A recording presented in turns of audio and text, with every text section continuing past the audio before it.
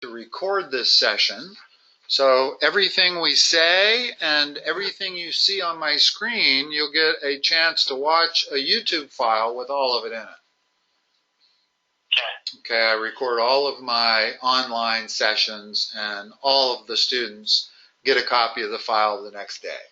So you'll be able to review it.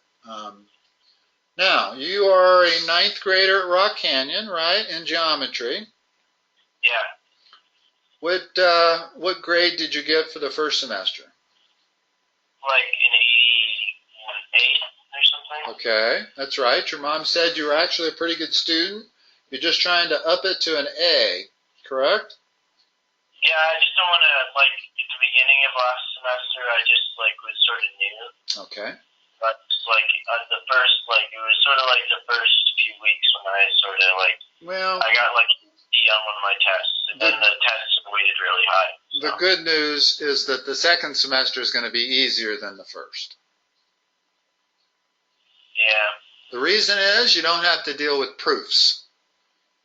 Proofs are what drives everybody crazy with geometry.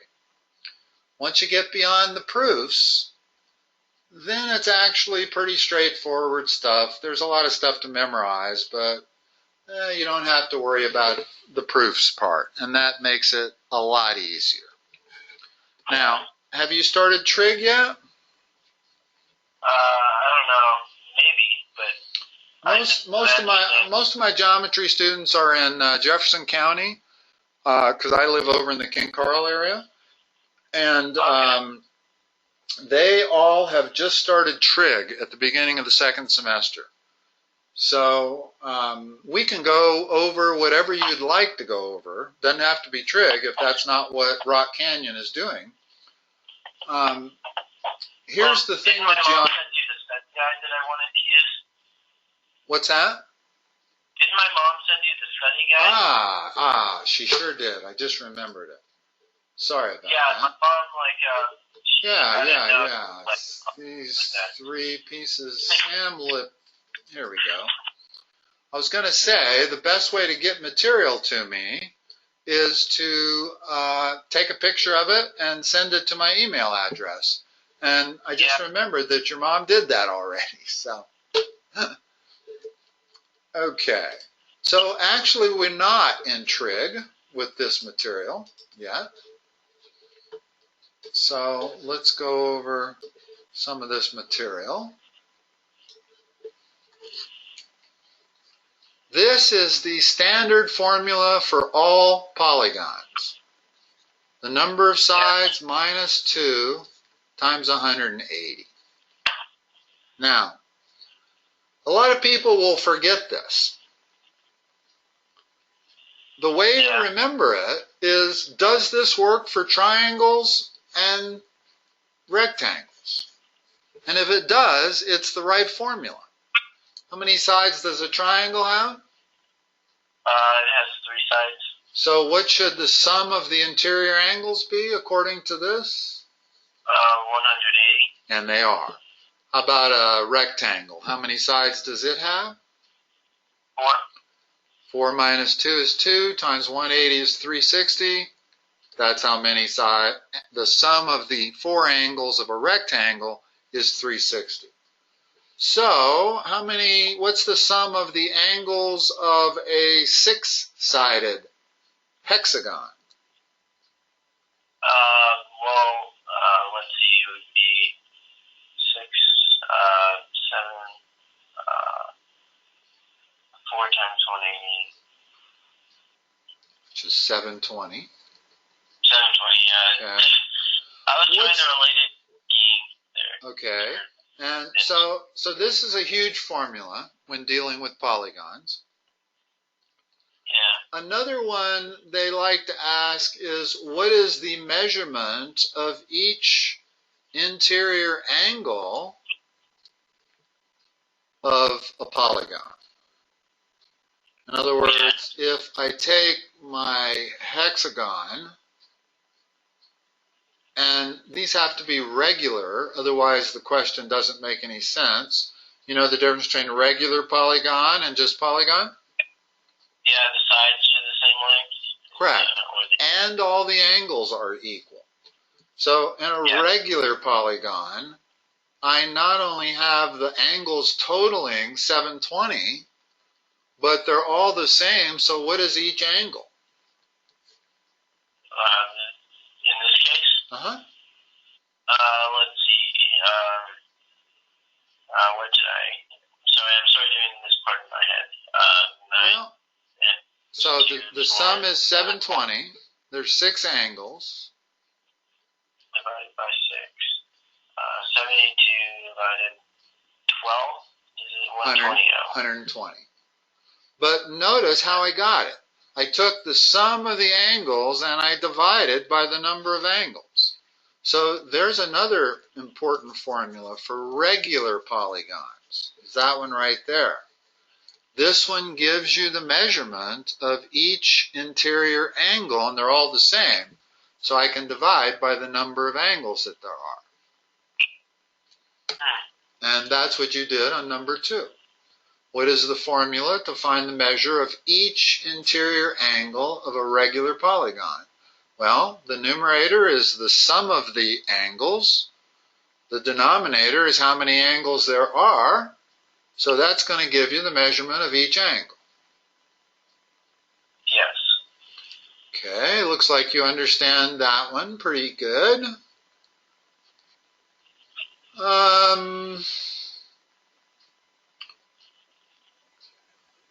Heptagon is what? How many sides? It's 7 sides, it says. Okay. It's not a regular heptagon, so I know all the angles aren't equal, but I do know what they total. What do they total?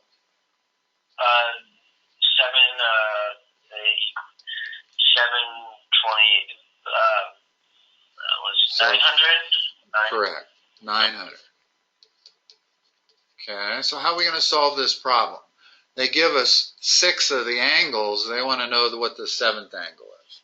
Well, you add them and then you subtract it from 900. Correct. And I'm going to guess that that's what you did to get 140? Yeah. Okay. We don't probably need to spend the time doing arithmetic. If I can see that you know what you're doing here. So number 5. How are we going to do number 5? Let's set up the equation on number 5. How am I going to come up with that answer of 23? What did I do? What I did is I subtracted it by 180. Okay. First of all, let's write an equation and then solve it. Okay. The equation is this. That's the sum of the angles. Well, they're telling me that that's 3780, right? Yeah. So now how do I solve for n? You distribute first. Actually, there's an easier way to do it. What's a better first step? Rather than distributing the 180, what if we divide both sides by 180? Isn't that a little easier? Yeah, but when I thought of the equation thing, I just sort of thought of the distribution. That number is 21. Oh. So now I have n minus 2 equals 21. Add 2 to both sides, and I get the number of sides that there are.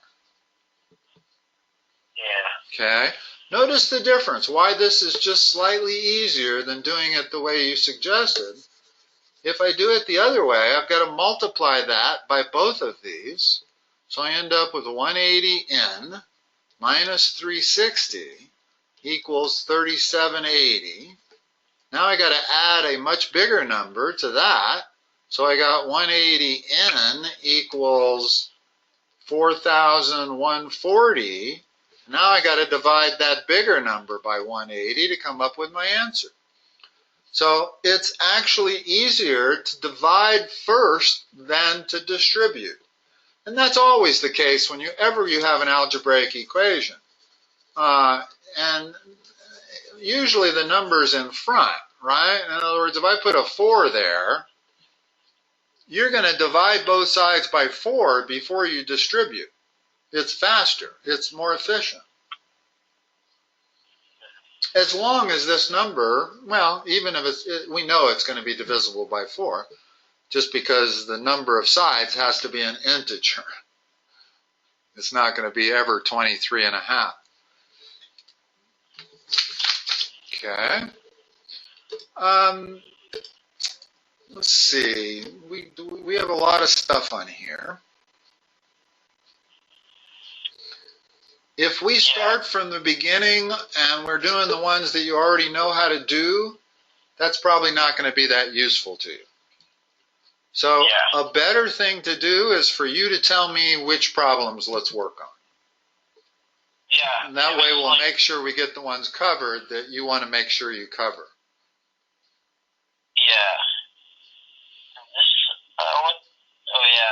I don't know if I got the number 7. That one I started because I wanted to go back to it, but I didn't have enough time. Okay, let's look at number 7.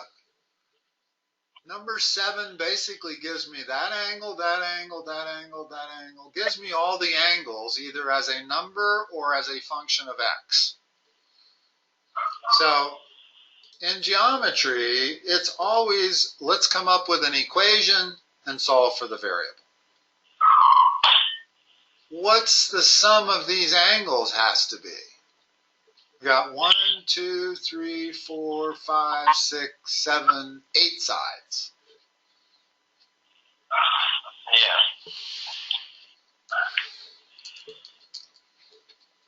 So what's the sum have to equal? 1080. Now what equation can I write? Well, 43x plus 268 is what I wrote. But okay, you're basically going to write each one. In other words, if we start at the 139, it's 139 plus 10x minus 11 plus 121 plus 9x minus 17 plus 7x plus 6 plus 153 plus 9x minus 14 plus 8x plus 15. That's the equation we have to solve. All of that has to be equal to 1080. Well, there's only one variable, x, so we can certainly combine all of our x's, combine all of our numbers, not that hard to solve. 26x, 35x, 43x. What are the numbers total, do you know? It must total 268. Yeah, I just didn't know if the numbers didn't come out right, and I never finished it, so. Well, do we need to go through the arithmetic here?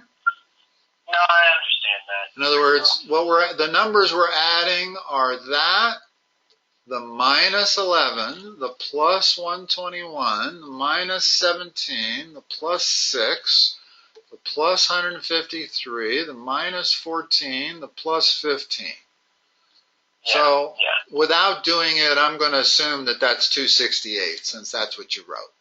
If that's wrong, then it's just an arithmetic error.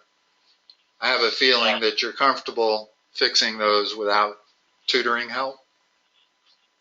Yeah. Okay. Yeah.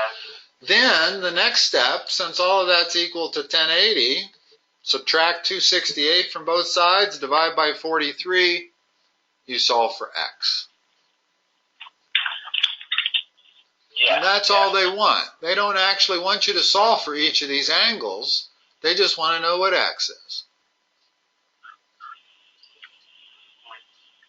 Do you have a calculator in front of you, Sam? Yeah. Let's go ahead and do that. Make sure you got the right answer for this piece of paper here. What's 1080 minus 268? 268.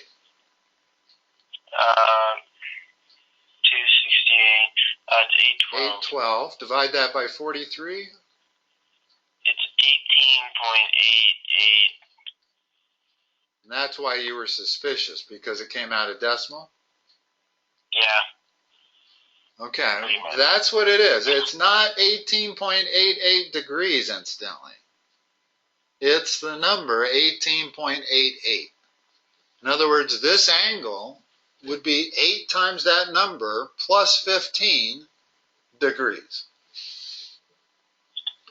Now, if that's wrong, it's because when we added up all these numbers, 268 wasn't the correct answer. Yeah, I just probably, I don't know. You might want to do that on your calculator again, just to check your arithmetic. Not that there's nothing wrong with having an x that's not an integer. Having x be fractional like that is perfectly acceptable here. It wouldn't be if we were solving for number of sides and we came up with 18.88 as a number of sides. Then we would know we did something wrong. Because when you're solving for number of sides, it has to be an integer answer. Okay. I'm going to find the right problem to do. Okay. Let me just look real quickly. Okay, let's see.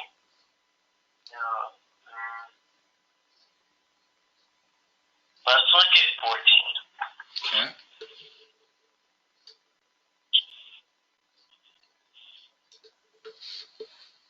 Parallelogram. So it looks like you're still doing quadrilaterals, parallelograms, rhombuses, trapezoids, things like that? Yeah, I guess. Okay. So what do we know about parallelograms? Here, let me take a quick look at this. Find each missing measure. Yeah, I think I sort of just I had to do this pretty quickly in class. Okay. So, yeah, in 30 minutes. Well, what do we know about parallelograms? Here, let me draw a picture of this just so we're not looking at such a scrambled thing.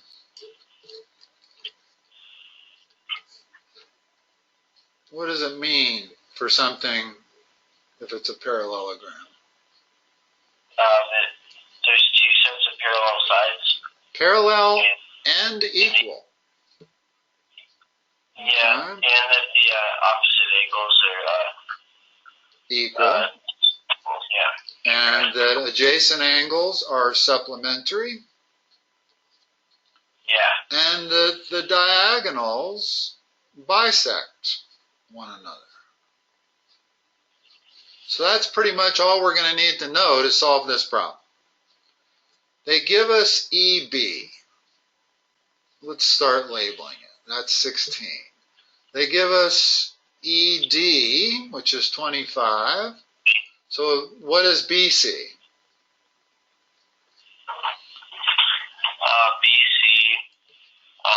BC. You've labeled it properly, right? And what is DC? 16. You've done that one right. BD. BD. Hold on. Let me put the rest of the information down here. I didn't put it all on there. Let's see. BF is 11. F is right there. So if BF is 11, let me label that on top. What's BD going to be? BD or BC? BD. BD. Well, BD is 2 times okay. BC. So because it's, DF is 11 also, because we know the diagonals bisect one another. Okay. And they give us EC is 34. So that's 34 from E to C. What else do we need here?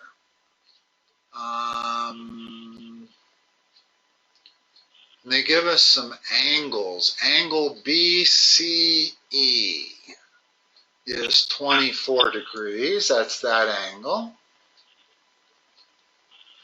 and they tell us that angle BED is 55 degrees. That's that whole angle is 55 degrees. Something's wrong. CBED, where did I get this 24 degrees from? BCE is 24 degrees. That one was for the little section on the top. I got that. Right. But BED has to be equal to BCD, does it not? Because it's a parallelogram? Yeah, but that's only for the top part of the... Okay, I think I understand now. Let's see. Did I get everything labeled that they gave us? CDB is 67. So this whole one is 67. Now, the one thing the diagonals do not do is they don't bisect the angles. In other words, I do not know that that's 24 degrees. In fact, it's not. What does this have to be? What is that angle? Can you tell where I'm pointing? In other words, angle DCE is going to be what?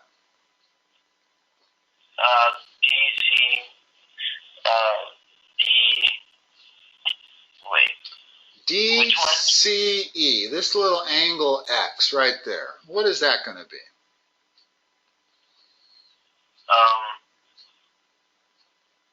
Would it be 30? Yeah, it's 31.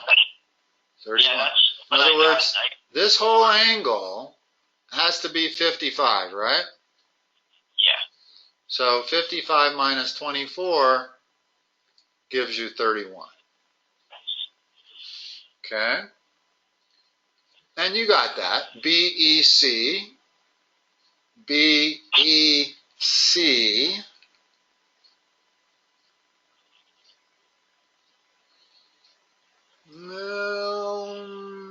yeah. In other words, there's one other thing here that's going on.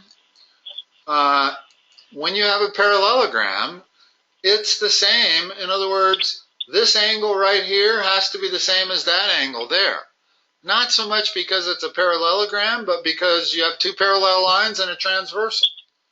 In other words, if I told you I have a parallel line there and a parallel line here, and there's a transversal, then I know that this angle is equal to that angle, right? Yeah. So this 24 degrees is equal to that 24 degrees. And therefore, because we know that's 55, that has to be 31 also.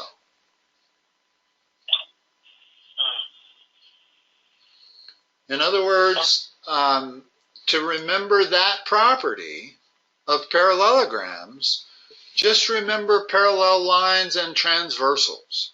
Because a parallelogram is two parallel lines and this transversal, and also two parallel lines and that transversal. So anything that applies to parallel lines and transversals is going to help you solve parallelograms. Okay. But the most important thing is that that little angle is the same as that little angle is the same as that. Same thing's true over here. That's also a transversal between two parallel lines. Okay, and we know that whole thing is 67. Yeah. Well, let's see if we need that even. Did we answer everything here? I think we got everything, didn't we? Yeah, I just need, which one was it? Number 14? I'm just looking at the other ones to check. I just want to see... EDC. Did we do EDC? They gave us EDC. Oh, no, they gave us CDB. Oh, that's the 67 degree angle. I labeled that wrong. In other words, that's 67 right there. What do we know about adjacent angles in parallelograms? They add up to equal the... Always 180. They're always supplementary. Yeah. In other words, any two adjacent angles in this parallelogram add to 180. Okay? Yeah. So what is this tiny little angle right there going to have to be?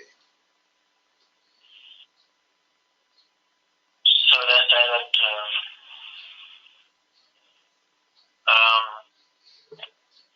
let's see. I guess it has to be... Give me the equation. Always you want to start with an equation and then solve it. So I got 31 plus 24. What's the rest of it? Plus 67. Plus x. Equals what? 55.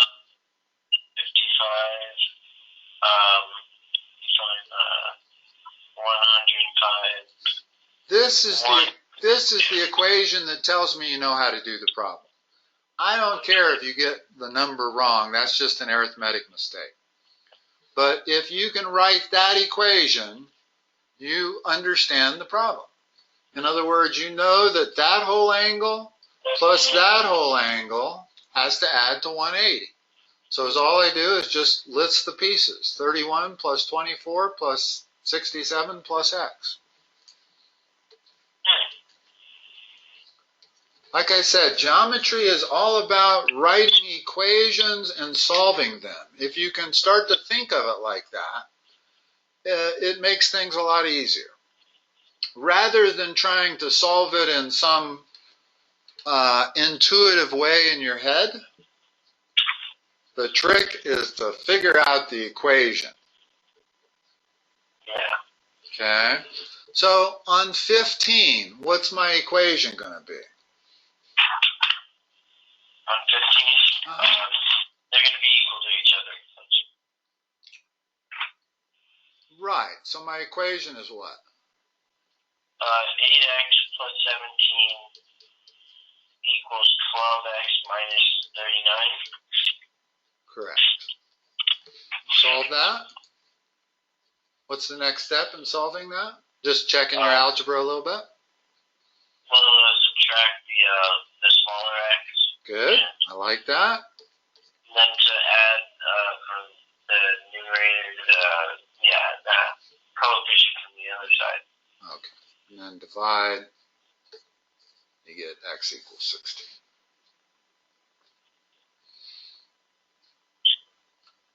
And that's what you wrote right there. In other words, that should be the first step of this problem, is that equation, nothing else. Now, there is a problem here. They didn't tell us that this was a parallelogram.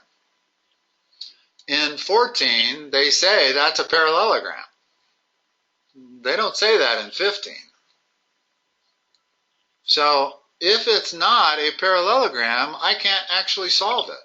In other words, there's no way I could say this angle K is equal to angle M.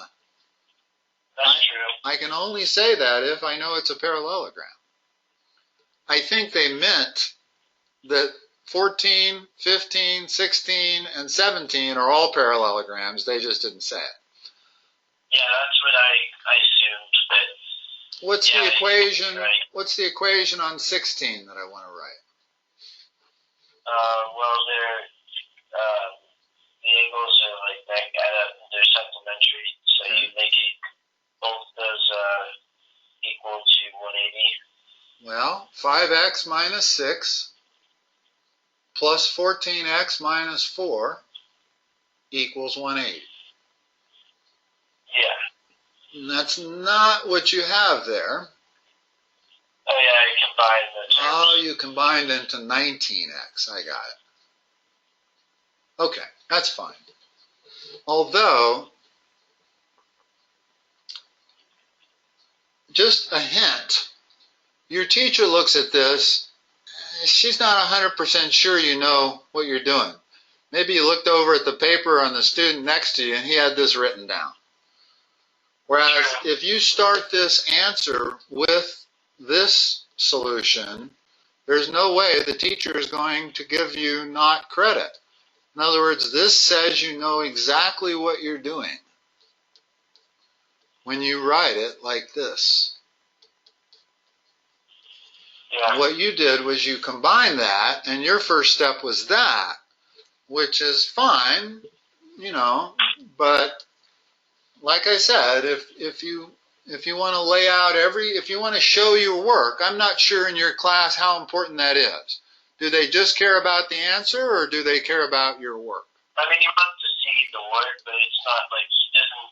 Okay. He doesn't mind like combining the terms and stuff. Okay. Okay. So he doesn't mind you taking that step, that shortcut. I don't really either, but that can get you in trouble in a lot of geometry problems. Because if you make one mistake, it's going to be hard to catch. Yeah, in other words, if you start out there and then you get an answer that isn't right, you can go back and you can figure out at what point did I make my mistake? Did I add my x's wrong or what? So always starting out with the raw equation is never a bad idea. Yeah. Oops. Forgot I can draw in this document. One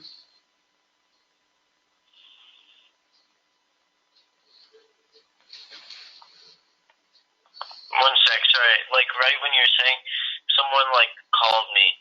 I'm just telling the person to call me. Oh, okay. That's right. I forgot we're doing our audio by phone. Yeah. Yeah, go ahead. Do whatever you need to do. I'll wait. Yeah, no, it's fine. I was just explaining sort of the quiet. But yeah, the one that I didn't even really get to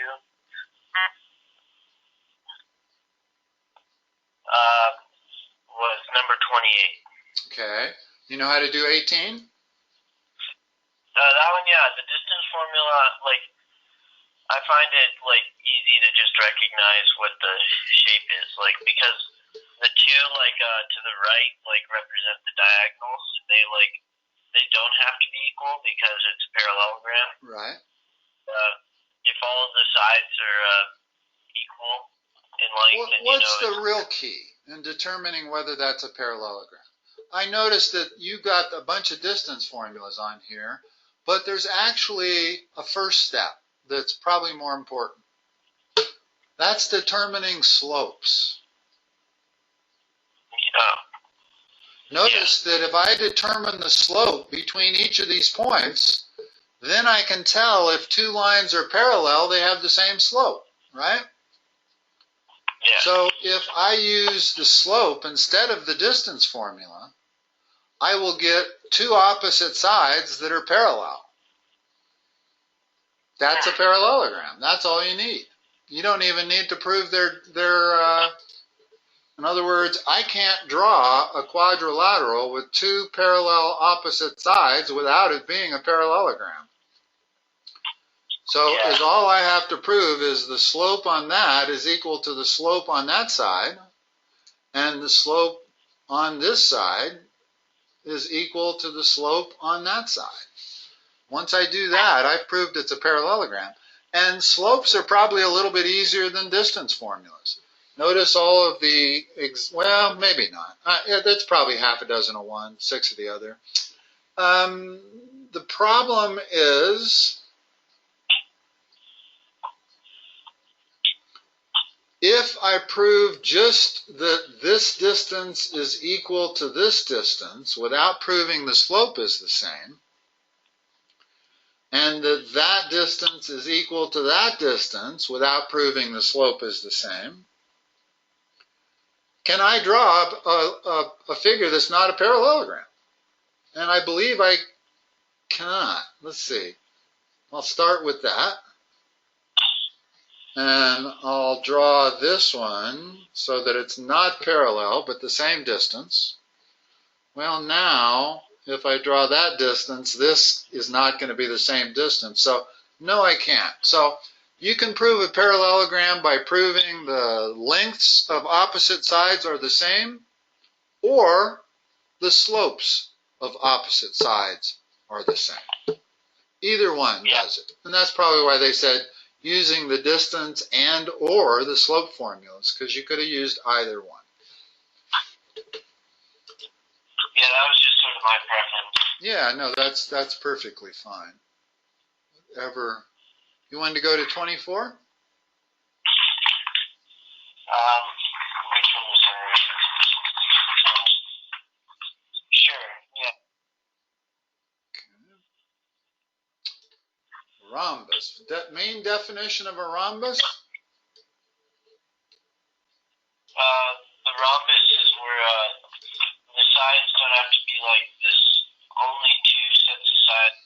No, like here's the definition of a rhombus. 4 equal sides. That's all you need. Of a rhombus. Oh, I was thinking of a trapezoid. I don't know. Right. A trapezoid has one opposite pair of parallel sides only that are not equal. Yeah. But a rhombus, if you just remember 4 equal sides, because there's no way I can draw it. They're also parallelograms, rhombuses are, because that side's equal to that side's equal to that side's equal to that side, but I cannot draw a 4-sided quadrilateral where all 4 sides are equal without drawing it as a parallelogram. It's the only way it comes out. So it's nice to remember that a rhombus is a parallelogram also, but the main thing about a rhombus, 4 equal sides. So what's my equation? Hold on, this thing's a little different than I thought. Let me look at it quickly. They give you that side. They give you that side. So that's going to allow us to calculate for x, right? Yeah. And they give us BD, this diagonal. And the other thing we know about rhombuses is the diagonals are bisect one another. They're also perpendicular to one another. And they bisect these angles. So rhombuses do have a lot of special properties that parallelograms don't necessarily have. And one way to tell, in other words, if I draw a rhombus, it looks like that diagonal bisects those 2 angles. Looks like that one does also. But if I draw a parallelogram, it's not a rhombus. I can't really tell whether that diagonal bisects those angles or not, can I? Not that easy. So I'm just wondering. Here's the way to tell.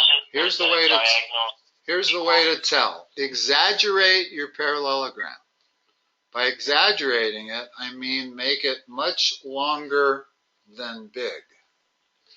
And if you do that, now when you draw that diagonal, you can see that does not. In other words, you can visually know that this angle here is not the same as that angle there. So when you have a problem like that and you're trying to remember, do the diagonals bisect the angles, just exaggerate your parallelogram so that it is completely not a rhombus, and you'll see that this one does not, but this one does. Those diagonals do. Also, if I draw a second diagonal, I can tell that that is not a 90-degree angle. So with a regular parallelogram, my diagonals do not form a right angle at the intersection point. And I can tell it if I draw this exaggerated parallelogram. Whereas on this one, it looks like that's a right angle, and it is a right angle. So how are we going to solve this? What do we know? We know AD is 4x plus 2. DC is 7x minus 13. And this this diagonal is 34.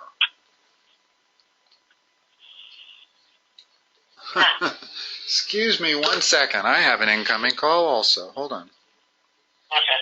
Hello? Hello?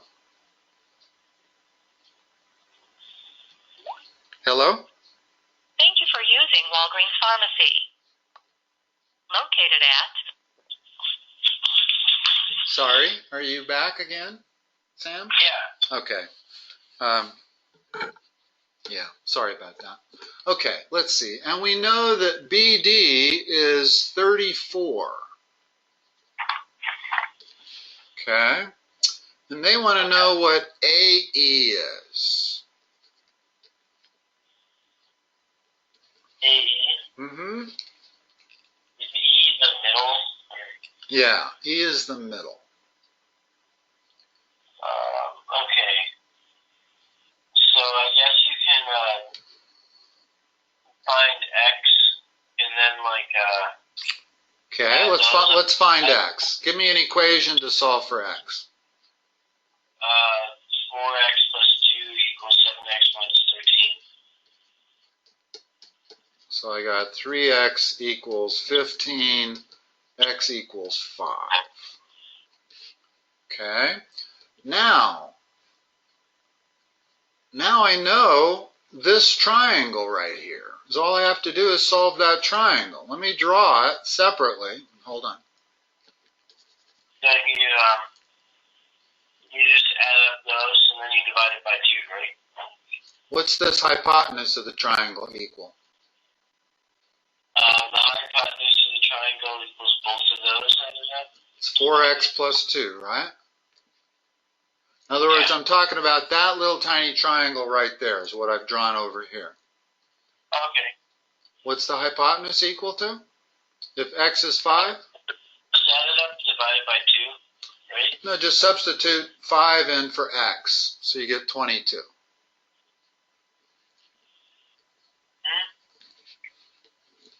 Back to our original drawing. I got too many circles in there to talk about it properly. This side, AD, was 4x plus 2. Okay? What I've done is I've taken this triangle right here, taken it out of the picture, redrawn it, and then I just have to solve it. Well, I know what x is. X is 5, so AD is 22. And that's that side right there. That's AD. Okay? Well, it also, the parameter tells me DB is 34. This is half of DB. What's that? 7x. Plug in 5, you get... minus 13. Or just half of 34 is 17. Okay. Hold it. That, it's not DC. It's not 7x minus 13. This side right here is not DC. That side is DE. Here, let me put letters on this, because I think I've confused you by drawing this the way I have. That's D, that's A, and that's E. Okay. Okay?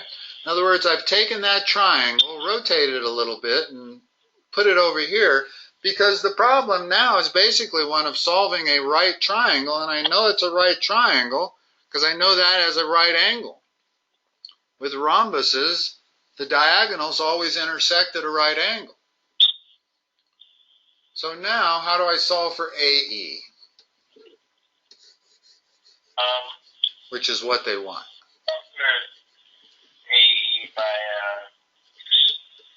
well, how did you get 17 just because from D to B is 34, and I know the diagonals bisect one another.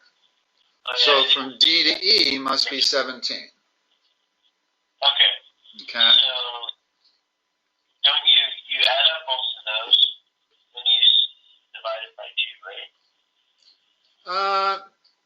actually, we apply the Pythagorean Theorem. So this side plus this side, let me label that x for the moment. Now, you might not have had much of the Pythagorean Theorem yet, but what it says is that if I square the short sides and add them together, it's equal to the hypotenuse squared. That's what the Pythagorean Theorem says. That allows me to solve for x. Okay. Here, let's go. There's nothing more important in geometry than the Pythagorean Theorem. If you learn only one thing, and I mean, you're a good student, so you're going to learn a lot more than one thing. But if you could only learn one thing in geometry, it would be the Pythagorean Theorem. What it says is a squared plus b squared is always equal to c squared, where c is always the hypotenuse. Oh. Okay? And in our problem, what happened to it? Did I erase it? Gosh, no, right here. Okay? Well, here I know that x squared, ooh, things going crazy on me here. X squared plus 17 squared is equal to 22 squared. And solving that for x is relatively trivial. Move that number to the right, take the square root of both sides. So x, the short side, is always the square root of the hypotenuse squared minus the other short side squared. So that's how you solve for the short side of any right triangle. It's the square root of the hypotenuse squared minus the other side squared. Whatever that number is, I don't know what that number is, but you can certainly get that out of a calculator. Yeah. I think it's 25. Huh? I think it's 25. Okay.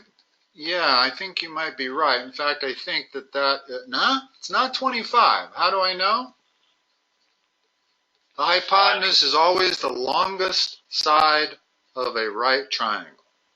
Well, my hypotenuse is 22. So this has to be a lot less than 22. Well, when it says 22 minus 17, is that equals 5 squared? Can't do it that way. You got to square them each and then subtract. Oh, okay. So square 22, square 17, subtract the two of them, take the square root of that number. okay. That makes sense. That makes sense. Okay. Like I said, we don't need to spend our time on arithmetic. And I understand why you don't know that, because right triangles, in my geometry book, they don't get to right triangles until a chapter from now.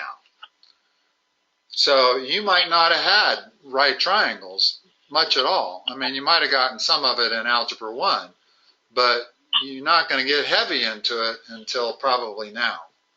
Why they do quadrilaterals before right triangles, I don't know. Particularly if they're going to give you problems like this, because you can't solve this rhombus without knowing how to solve a right triangle. Yeah, true. Okay, we got just about time for one more. Is there one more you'd like to go over?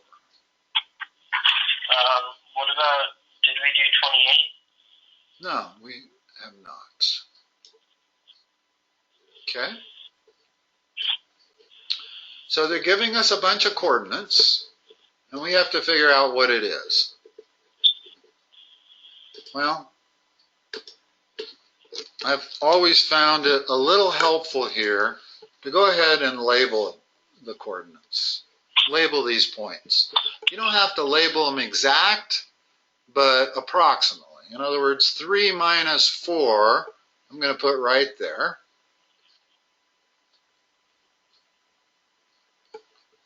Second point is 10 minus 2. Put that right there.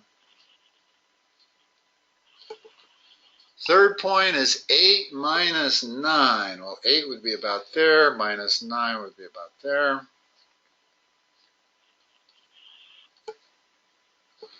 And the fourth point is 1 minus 11. Well, 1's there, minus 11 is here. Now, we can kind of get an idea of what it might be. It looks like it's either a parallel. No, it's not a parallel. Now, you can't go based on my drawing because I've absolutely approximated these points. So how do we figure out, first of all, how to analyze this?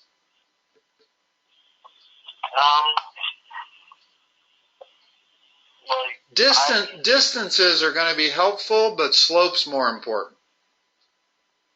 So figure out the slope of that line. And then we're going to figure out the slope of that line and see if they're parallel. So what's the slope of the top line? It is 7. Let's just lay it out. Minus 2 minus a minus 4, that's the difference in the y's, over 10 minus 3. What's that number?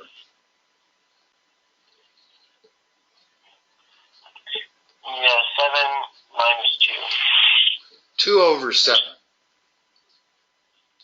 So this slope right here equals 2 over 7, right? Yeah.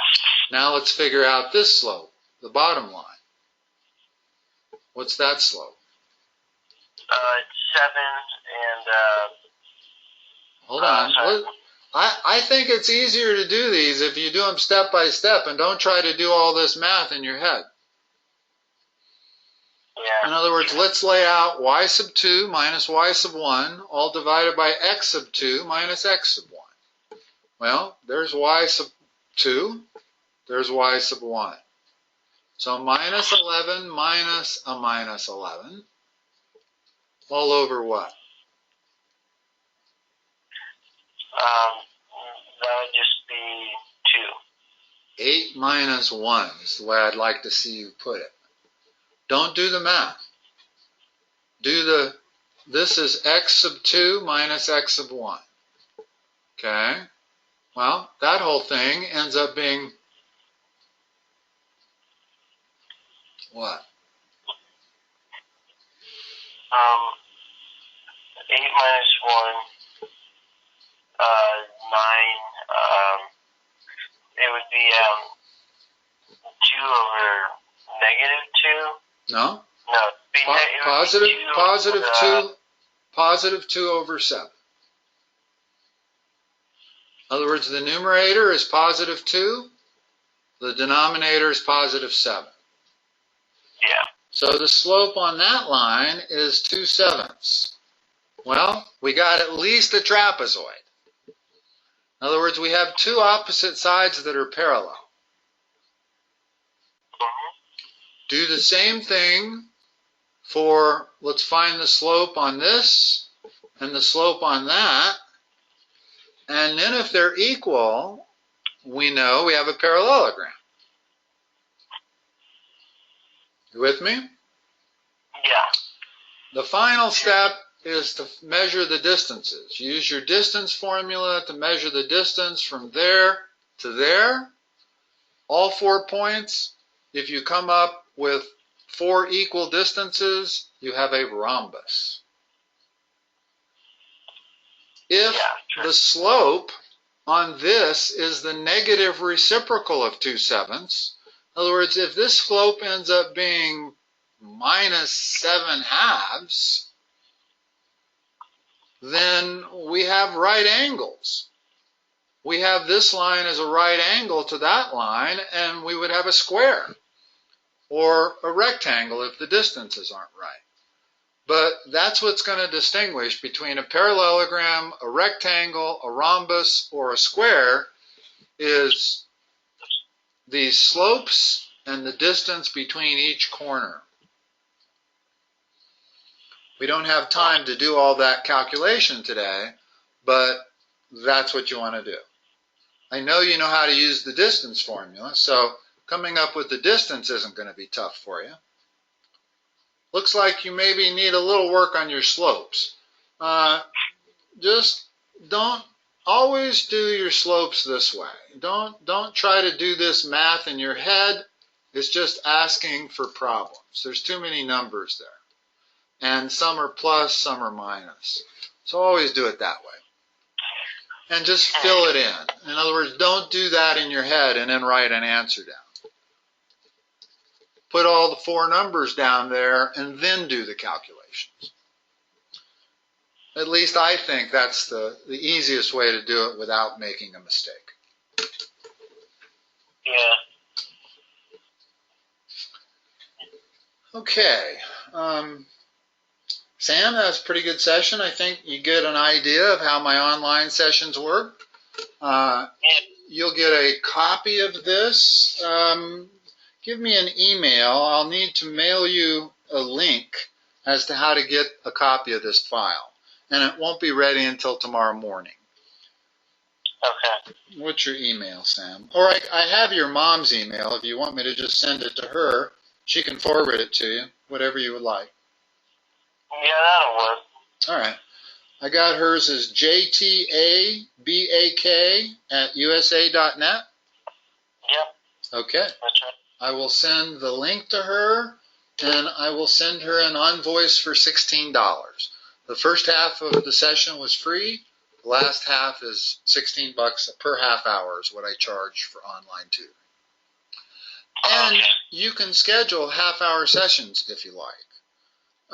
Let me just, one last thing before I let you go, because in order to schedule it, you're going to need to know this. If you go to this website, Digital Math Tutor, that's more my online website. I think this is where I sent your mom to.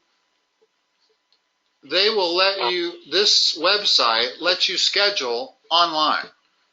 In other words, say you want an appointment for 6:30 tomorrow for a half an hour. You can go in and make it without talking to me. It'll show you my complete availability and let you pick whatever time and make the appointment. And then I get a text, 6:30 tomorrow. I email you the meeting ID number.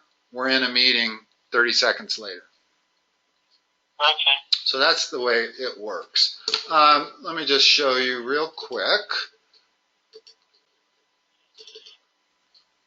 If you go to Digital Math Tutor, this is where you get to. You'll notice that if you scroll down, here's my automatic scheduling. If I click Book Now, it immediately gives me, I can do a 30-minute online session, a 1-hour online session. I'll click the 30-minute. Then it's going to give me a calendar. I can pick the date, any available times, pick one of those times, put your name, email, and address, phone number in there. You got an appointment. That's the way it works. Okay? All right. All right. Sam, nice meeting you. I hope to talk to you again. Sounds good. All right. Bye-bye.